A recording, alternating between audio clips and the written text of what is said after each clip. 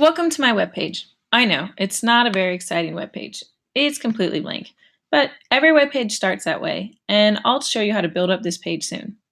First, though, give me a minute to show you around the skeleton of a blank webpage.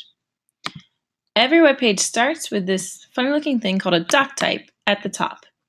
And this is just a signal to the browser that this webpage is written in modern HTML and not a kludgy old weird HTML. Next, to the very first tag of the page. HTML is a markup language, so it's all about tags.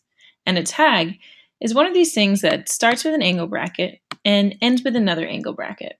Or if you like math, you might think of them as less than and greater than signs. The first tag of every page is always that HTML tag right under the doc type.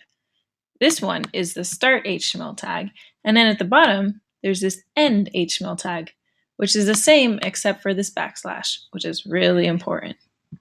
The HTML tag needs to contain every other tag that makes up this web page, and that's why we don't have the end HTML tag until the bottom. A lot of HTML tags come in pairs like this, but not all of them. Okay, underneath HTML, there's always a head tag, and that contains tags that helps the browser render the page, but doesn't contain anything the user actually sees. There's this meta tag that gives the browser more details about how to render the page. For example, if you're using common characters like from English language, and not harder to render characters like from the Arabic language, then you should have meta char set equals UTF-8.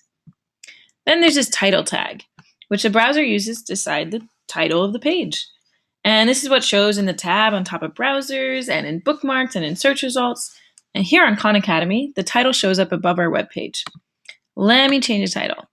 I'm going to make a page all about rabbits. So I'll say all about rabbits, and maybe you can actually see as it changes above. Nice. Okay, now we're done with these details. So we end the head tag and move on to the tag where it's all going to happen, the body tag. It's pretty boring right now, just the start and the end. Okay, what should I add? Well, I'm making a web page about rabbits, so I should probably declare that in a big old headline at the top. To add a headline, we use the H1 tag. And all about rabbits. Great. Actually, we have 6 tags that we could use for headlines. H1, H2, H3, H4, H5, and H6. The H1 is for the most important headlines on the page, and H6 is the least important. Let me add a few more headlines for other sections, and I'll use an H2 since these are slightly less important sections. And some songs. Okay, great. Now let's add some information. Well, my target audience for this page is aliens that have never seen rabbits, so I better give them a good description of rabbits. In fact, I think I need a whole paragraph of information. How can I mark up a paragraph in HTML? With the P tag, of course. So we put in that P tag, and then I'm just going to go ahead and paste in the information so that you don't have to type the whole thing. Beautiful. All right, now the aliens will need a song to greet the rabbits with, so I'll give them lyrics to my personal favorite, and once again, use that P tag for it, and paste in the song, Little Bunny Foo-Foo. Ah, such a good song. But, it's showing up all on the same line. How will the aliens know when to pause? Why didn't the browser render the line breaks that I put in here? Well, actually, browsers mostly ignore line breaks and white space in your HTML.